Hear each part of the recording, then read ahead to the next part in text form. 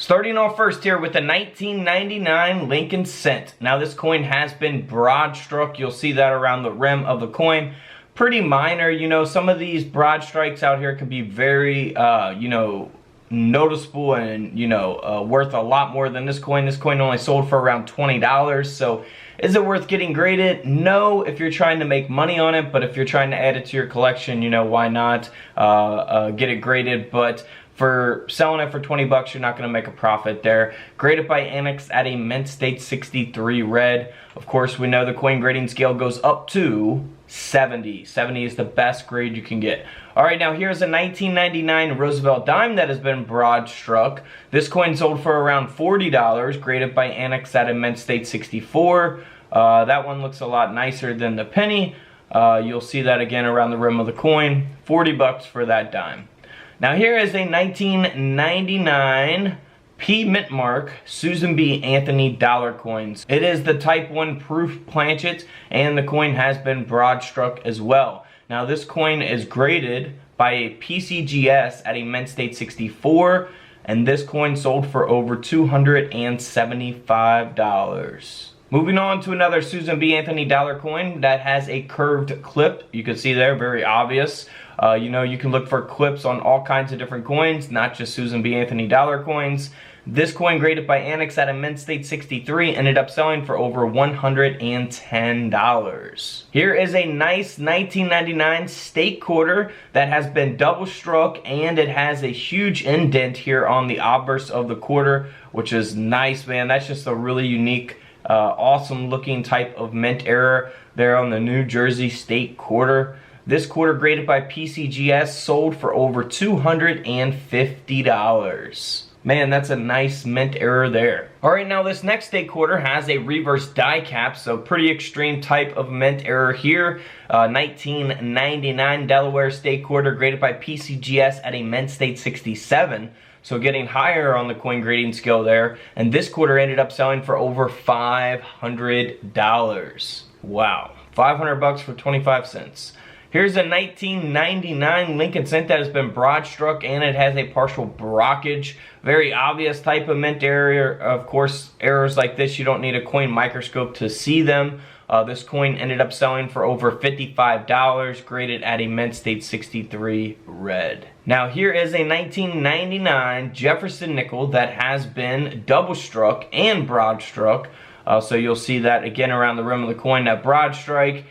This nickel ended up selling for over 70 bucks, graded by Annex at a mint state 64. So of course the grade or the condition always matters, and then, you know, who grades the coin, you know, the date of the coin, what type of error it is, how extreme is the error. All them things really affect the value of the coin. Now here's another state quarter, the Connecticut state quarter from 1999. It has been multi-struck, and it has a broad strike. So been broad struck, multi-struck, pretty cool mint error here. This coin ended up selling for over $285, graded by PCGS at a mint state 66. Now here's a 1999 Lincoln cent that has a deep die cap and a brockage on the reverse of the coin. So you will not see that reverse design. You actually see a mirrored image of the obverse design with Lincoln's head there.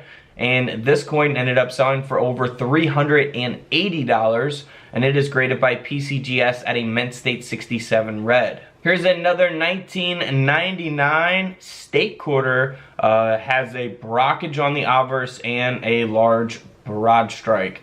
That's pretty cool, man. New Jersey state quarter, you don't see the obverse design with Washington as a result of the mint error, graded by PCGS, and this coin sold for $600. Here's a 1999 Jefferson nickel, graded by Annex at a mint state 65, that has been broad struck, and it has a major indent there on the front, the obverse of the nickel here. And this coin ended up selling for a little over $80, so really cool error, not bad for 80 bucks, mint state 65. You know, you're gonna make a couple bucks on that, but you know, you're not making a fortune. Here's a 1999 D mint mark state quarter. It is the New Jersey state quarter. It looks very normal here on the front, but on the reverse, we are missing the outer clad layer, and that's why you see that inner copper layer of the quarter. This coin ended up selling for over $185, graded at an AU 58.